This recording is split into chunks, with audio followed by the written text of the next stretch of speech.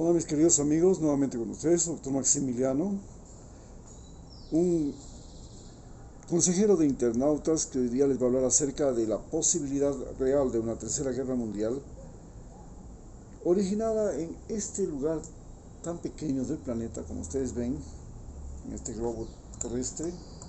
Nosotros estamos acá en Ecuador, en la mitad del mundo, y ellos están acá arriba, en esta parte del planeta, que ustedes se pueden dar cuenta, aquí es Europa. ¿Cómo Europa llegó a convertirse en el lugar más peligroso del mundo? Es el hecho real. ¿Cómo Europa, esta partecita, una península de Asia, llegó a convertirse en el lugar más peligroso del mundo? Y por supuesto es peligroso que en ese lugar suceda una guerra como la que se ha iniciado entre Ucrania y Rusia, y que como consecuencia de esa guerra haya la seria posibilidad de que todo este planeta Tierra desaparezca. Las cosas concretas son que Europa le debe todo su poderío al dominio enorme que ha ejercido en la navegación. Es la navegación lo más importante de Europa. Gracias a la navegación, pues ellos salieron de Europa y una vez que salieron de este lugar, vinieron a América, que fue el gran descubrimiento. Pudieron reinterpretar la Tierra, llegar aquí a América, y en el momento que llegaron a América, se fueron hasta acá abajo, encontraron el estrecho de Magallanes y pudieron descubrir el Océano Pacífico. Además, encontraron una forma de cruzar este pequeño estrecho que es Panamá, y al cruzar Panamá descubrieron el Océano Pacífico y luego empezaron el gran dominio del Océano Pacífico. A España le siguió también Portugal, que como ustedes se acuerdan dominó Brasil, y luego le siguieron los franceses, que dominaron prácticamente buena parte de Norteamérica, los ingleses y los franceses, el Caribe, y se fueron a dominar Australia, que está por acá, toda esta parte de acá. Bien, la navegación fue algo fundamental que les permitió a los europeos convertirse en el motor social y el motor de cambio del planeta Tierra, dando origen a lo que se llama la antropogénesis, que es que los seres humanos comenzaron a originar cambios en la naturaleza. Fundamentalmente los cambios empezaron por aquí, por América. Trajeron la caña de azúcar, los animales domésticos, trajeron también pestes, enfermedades, no solamente a los seres humanos, también a los animales, la bubónica, por ejemplo, la rabia, por ejemplo. No existían en América, pero llegaron con ellos. Y también llegó la viruela, el sarampión, la influenza, la tosferina, la lepra, la sífilis no es de América, probablemente la gonorrea sí, pero la sífilis no. Y así también de América llevaron algunas enfermedades, la oncocercosis, la leishmaniasis, que no llegaron a Europa, pero se expandieron después por África, donde también trajeron esclavos, cambiaron la conformación de los espacios del planeta por seres humanos. Antes, pues, en Asia habían los asiáticos, en Europa habían los europeos. Europa era un continente fundamentalmente de la raza blanca y Asia era un continente fundamentalmente de la raza negra. Pues transportaron negros de África a América. ¿Quiénes eran los conquistadores? Pues los conquistadores, los colonos, los piratas, en su mayoría y en su origen, eran lo peor de Europa, ¿no? Acordémonos que a Cristóbal Colón le acompañaron 200 presos sacados de la cárcel, que acá en Australia,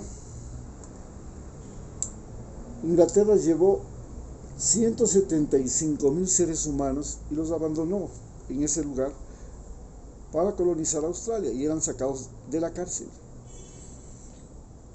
Lo mismo pasaba en Norteamérica. Acordémonos que cuando los ingleses quisieron seguir trayendo más presos de Inglaterra a Norteamérica, se origina la independencia de los Estados Unidos, porque no los quieren a los presos, eran delincuentes malvados. Entonces esos presos se fueron por aquí abajo, por el estrecho de Magallanes, y llegaron a Australia. Así Europa se convirtió en el gran motor de cambio del mundo. Para el siglo XIX los europeos eran dueños del planeta Tierra, entonces tenían colonias en América, habían perdido ya las colonias en América, pero conservaban Canadá, Australia, y tenían colonias en África, tenían colonias en Asia, aquí se habían conquistado, imagínense ustedes, la China, se habían conquistado la China, la India, y esto era las Filipinas, todo lo que es Indonesia, todo el sudeste asiático, habían conquistado, habían dominado.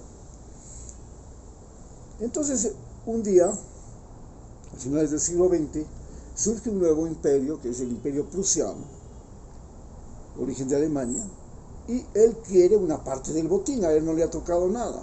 Entonces ellos quieren colonias en África. Eso no le conviene a Francia, no le conviene a Inglaterra, y la única forma es hacerles la guerra a las potencias europeas, y entonces las potencias europeas comienzan a matarse entre ellas en la Primera Guerra Mundial. El primer país fuera de Europa involucrado en esa guerra pues es Estados Unidos, y por supuesto también ya en la Primera Guerra Mundial los europeos involucran ejércitos de sus colonias, de Australia, de Canadá, de África, que van a pelear por ellos y a matarse en Europa. Ahí comenzamos a darnos cuenta que Europa era ya un peligro para la humanidad, porque en Europa se comienzan a utilizar armas de extinción masiva, especialmente las armas químicas, que fueron el terror de la Primera Guerra Mundial. Cuando llega la Segunda Guerra Mundial, nuevamente, ahora Alemania se llamaba, reclama pues su derecho a tener territorios, pero ya no quiere solo territorios extracontinentales, sino que decide tener los territorios continentales, y por supuesto se invade toda Europa Occidental, quiere invadir Inglaterra, le falla, y cuando se dedica y pretende invadir este enorme país, que es Rusia, las cosas le salen mal, como le salieron mal a Napoleón. En los dos casos, tanto en las guerras napoleónicas como en la Primera y la Segunda Guerra Mundial, Rusia se volvió el clavo en el zapato de los imperios europeos, pero Rusia era un imperio europeo, era un imperio, es el último imperio europeo que todavía persiste, de la raza blanca europea, que llegó a dominar todo el norte de Asia y gran parte de Europa. Este imperio europeo se convirtió luego en una república comunista, la Unión Soviética. Y la Unión Soviética se dedicó a ayudar a la liberación de las colonias europeas en el mundo. Y las primeras colonias que liberó fueron las colonias que antes eran, por ejemplo, de los turcos, como Georgia, Armenia, Azerbaiyán, Chechenia, que eran parte del imperio musulmán, luchando contra los musulmanes, y las incorporó a una nueva organización mundial que se llamaba la Unión Soviética. También se extendió por países, también los logró unir y reunir nuevamente, porque siempre fueron parte de Rusia, repúblicas como Bielorrusia y Ucrania. Ellas fueron parte de Rusia desde la época de Pedro el Grande, que es el emperador ruso, que le da a Rusia la salida al Mar del Norte, al Mar Mediterráneo, que es el Mar Negro, el Mar de Azov, al Pacífico, al Mar Caspio acá, y todo esto hace que Rusia se convierta en una gigante, el más grande gigante del mundo. Cuando llega Catalina, inclusive recordemos que Rusia era propietaria de Alaska. Cuando llega Catalina la Grande, bueno, Estados Unidos, entre comillas, le alquila primero a Rusia el Alaska y luego se lo quita, diciendo que, lo mismo que hizo ahora Rusia con Ucrania, diciendo que en Alaska hay más norteamericanos que gente de Rusia, y se lo quita a Rusia. La misma cosa que hizo con Texas, que está Texas en Estados Unidos, que Texas era territorio mexicano. Luego los norteamericanos fueron invitados por el mismo gobierno mexicano a comprar tierras para hacer fincas y criar ganado, cuando en Europa se da una peste del ganado y desaparece prácticamente el ganado de Europa. Esto trajo muchísimos alemanes, especialmente alemanes, y muchísimos europeos, que fueron los colonos que conquistaron el oeste de los Estados Unidos, y algunos de ellos se fueron a Texas y compraron tierras ahí. Pero luego el gobierno de México decidió que les va a sacar de ese lugar, y ahí es cuando se da la guerra del Álamo. Luego el ejército norteamericano dice: vengo a proteger los intereses de los norteamericanos, y se queda con Texas. Lo mismo que está haciendo ahora Rusia con las regiones de Luhansk y Dubán. Es donde hay más rusos y donde dicen los rusos que van a proteger los intereses de los rusos, porque son mayoría, exactamente lo mismo que Estados Unidos hizo con Texas y con Alaska. Así que no hay que reclamarle pues a Rusia por lo que está haciendo en Ucrania, ya lo hizo Estados Unidos. La situación se complica cuando, después de la Segunda Guerra Mundial, Rusia se convierte en el que financia, el que auspicia, el que promociona la liberación de los países que eran colonias europeas. Entonces comienza África, pues vamos a África acá. Y África, que miren ustedes, eran un continente dividido por, cada país tenía una línea recta, ¿no? Ellos cogían y trazaban líneas rectas y hacían líneas, ahí no valían los ríos, no es como en América que tenemos montañas y ríos que nos separan un país de otro. No, allá era con una línea recta. Vinieron los ingleses, los europeos, y dijeron: no, este es mío, esto es tuyo, y se separaron con ríos. Lo mismo hicieron en los países árabes, creando una monstruosidad, porque querían obligar a convivir en el mismo país gentes y etnias que durante siglos habían sido enemigos: los chiitas y los sunitas, los tutsi con los hutu, y así se comenzaron a matar entre ellos, porque les obligaban a vivir, a convivir, cuando todavía habían sido enemigos. Esto fue el origen de la gran independencia de los países del mundo, que ahora suman 202 países, la mayor parte de ellos, después de la Segunda Guerra Mundial, ex colonias británicas. Pero, ¿qué sucede ahora? Rusia, que tiene a Ucrania como parte de la que se llamaba, viene Rusia y pierde la guerra de Afganistán. Afganistán ha sido el clavo en el zapato de Estados Unidos, de Rusia, pero además fue el clavo en el zapato del Imperio Británico, fue el clavo en el zapato del Imperio de Alejandro Magno, fue el clavo en el zapato del Imperio musulmán, de los persas. Siempre fue el díscolo del planeta y siempre ganó las guerras. Pues le ganó a Rusia después de 10 años de que Rusia invadió ese país, y la guerra le salió carísima, pero no solamente que le salió carísima, sino que era la primera guerra que Rusia perdía en su historia. No había perdido nunca. Y le desmoralizó a Rusia. Pero además la caída de los precios del petróleo hizo que Rusia, la Unión Soviética, se desvaneciera como jabón en el agua, y se separaran todos las componentes de la URSS, que ya como les dije, eran gentes y naciones que tenían otra religión, otros idiomas, otras razas diferentes a la blanco-europea rusa y ortodoxa, porque habían musulmanes y habían maronitas, cristianos maronitas católicos, como los armenios, los georgianos, Y esto hizo que se deshiciera, pero Rusia trató de mantenerlos unidos mediante una que se llamaba la Unión de Estados Independientes.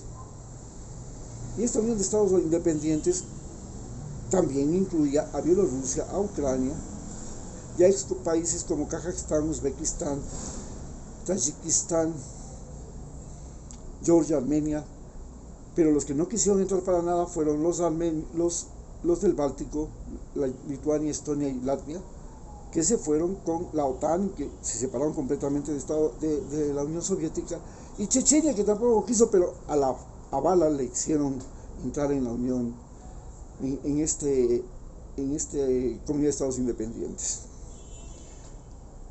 Hoy, Ucrania quiere separarse de la Unión de Estados Independientes y pasar a ser parte de la OTAN, junto con, como lo es Latvia, Estonia y Lituania, que fueron parte de Rusia, pero de la Unión Soviética, perdón, y seguir los pasos de los que también fueron parte de lo que se llama el Tratado de Varsovia, el Acuerdo de Varsovia, que comprendían las repúblicas del este de Europa que, entre comillas, Rusia liberó de los alemanes. Y, por supuesto, una vez que les liberó de los alemanes, Stalin pretendió mantenerles bajo la bota rusa. El comunismo de Rusia era una nueva forma de monarquía en la que, a diferencia del imperio del zar, en la época de zarista desde 1535 hasta 1917, el zar era omnipotente, era el poder legislativo, ejecutivo y judicial. Se llamaba absolutista, poder absolutista, y era un sistema feudal el que había en Rusia. Era un sistema feudal que se diferencia del sistema esclavista, porque el sistema esclavista, los amos podían vender a sus esclavos. En el sistema feudalista, los amos ya no podían vender a los esclavos, pero los esclavos nacían y morían en el feudo, en el castillo, en el territorio del señor, y ahí el señor podía hacer lo que le daba la gana. Lo único que no podía es venderles, ni matarlos, entre comillas, no podía matarlos, pero lo mataba, hacía lo que le daba la gana, tenía fórmulas de tortura, hasta que llega la peste bubónica, y en la peste bubónica, en 1340, Europa se pierde la mitad de la población y entonces ya no tiene gente que trabaje en ese lugar, en Europa. Entonces salen a buscar trabajadores y comienzan a prestarse entre los señores feudales los trabajadores, pero los trabajadores dejaban esos feudos y se iban a la hacienda vecina, al feudo vecino, a cambio de un salario, y aparece el salario y aparece el capitalismo, y desde ahí se origina lo que se llama el capitalismo que tenemos ahora, donde el salario es lo más importante. Cada trabajador es el dueño de su trabajo. Yo vendo mi trabajo, yo soy mercancía, yo vendo mi trabajo. Y nació este capitalismo. Pero cuando llega a América, los españoles tratan de restaurar el esclavismo con los negros, desarrollar el feudalismo, salvar el feudalismo en las haciendas, y también desarrollar el capitalismo, especialmente en los puertos donde hay comercio, y en los lugares donde tiene que hacer construcciones, todavía no tiene artesanos, no hay obreros, entonces enseña a los obreros, y estos obreros, carpinteros, albañiles, se convierten en los primeros que reciben una paga, un salario, y entonces comienza a nacer el capitalismo en América. Pero Europa se había convertido en un polvorín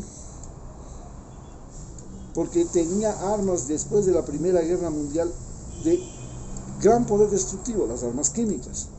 Luego, como Estados Unidos se convierte en la nueva potencia mundial, gracias a la ola migratoria de europeos, por lo que les dije a ustedes, la peste de la carne en Europa, y se convierte en un país blanco, de mayoría blanca, de mayoría evangélica, porque es diferente cómo los evangélicos ven a Dios, y ven el pecado, y ven las buenas acciones. En la Iglesia Católica, si usted hace y se porta bien, Usted se va al cielo, allá recibe el premio, no aquí en la tierra. En cambio, para los evangélicos, si usted hace y se porta bien con Dios, el premio está aquí en la tierra, y el premio es bienes, es riqueza, es poder, es cosas concretas. Entonces usted se porta bien y usted va a ganar más. Usted se porta bien, usted va a poder, el premio va a ser su casa, va a tener propiedades. Si usted se porta bien, usted va a tener empresas, va a tener industrias. Esa es la diferencia fundamental entre los cristianos y los musulmanes. Y los evangélicos católicos y los evangélicos y los católicos. Entonces estos se toman el poder, se convierten en un poder mundial y inventan la bomba atómica. Y al momento en que inventan la bomba atómica, Rusia, que es una potencia europea, Francia, que es una potencia europea, Inglaterra, que es una potencia europea, y Estados Unidos, que es una potencia europea, son los que tienen el monopolio de la bomba atómica y se convierten en los países más peligrosos del mundo, y cada gobernante de ese país se convierte en un peligro para la humanidad. De tal manera que, si por si acaso en el futuro llega a ser electo Donald Trump, lo más seguro es que toda la humanidad estará en peligro, porque ese señor le puede dar una diarrea y con eso se le ocurre aplastar el botoncito y despachar al planeta con una guerra atómica. Esta es la situación. Estados Unidos, Rusia y todos los países que ahora tienen bombas atómicas, desde Israel hasta Corea del Norte, se convirtieron en países altamente peligrosos. Y son altamente peligrosos no solo porque les tienen bombas atómicas y pueden atacar a otros países, sino que si son atacados, una de esas bombas puede estallar dentro de ese país, desaparece ese país, pero también va a poder desaparecer todos los países de la periferia, o producir un cambio climático, producir unas alteraciones en la atmósfera, producir unas alteraciones en el mar, y eso finalmente produce una alteración de todo el planeta Tierra y el fin de nuestra supervivencia como especie y de muchos animales. Además, recordemos que este problema de la extinción, de la contaminación, de la violencia global, que es la que estamos viviendo ahora, fue un invento europeo, nacido de la revolución industrial que se origina en Europa, y la revolución industrial es la que comienza a producir estas armas, y estas cosas, y esta contaminación. Y esta contaminación ahora es la que nos tiene al planeta en vilo y a todos los seres humanos. Una guerra en Europa, como la que se está dando en Ucrania con Rusia, pone y enfrenta a dos países que pueden ser respaldados por otros países que tienen armas nucleares, que tienen armas de extinción masiva, que tienen virus, que tienen armas químicas, y que tienen idiotas, por lo general son idiotas, los que les gobiernan.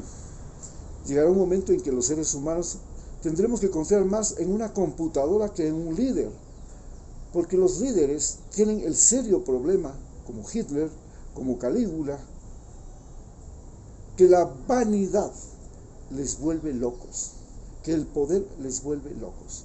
En sí, el poder en los países desarrollados, donde los presidentes se convierten en dioses, ya no semidioses, en dioses, con la capacidad de destruir todo el planeta, de manejar a millones de seres humanos a través de los medios de comunicación, de manipular la información, de hacerles creer cosas que no son.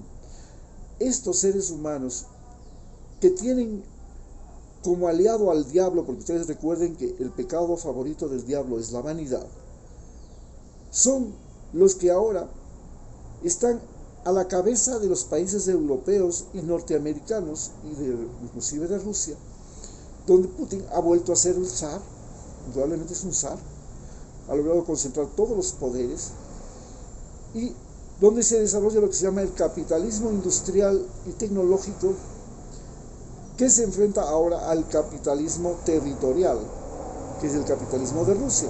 El capitalismo de Rusia se fundamenta en que la productividad del suelo, el uso de Siberia, el uso del Ártico, el uso de los océanos, de los ríos y de los mares que tiene en gran cantidad ese país, es el fundamento de su poder. En cambio, el capitalismo científico-tecnológico se fundamenta en que los inventos las ideas, la innovación,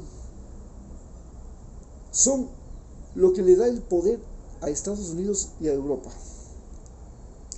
Este enfrentamiento entre estos dos capitalismos se puede dar en Ucrania y es altamente peligroso para todo el planeta Tierra.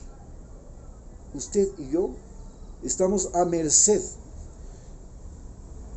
de Biden, del presidente de Ucrania, del presidente de Alemania, del primer ministro inglés, de cualquier cosa, porque ellos tienen en este momento la posibilidad de decidir si usted y su familia pueden vivir o no vivir el día de mañana. Muchas gracias.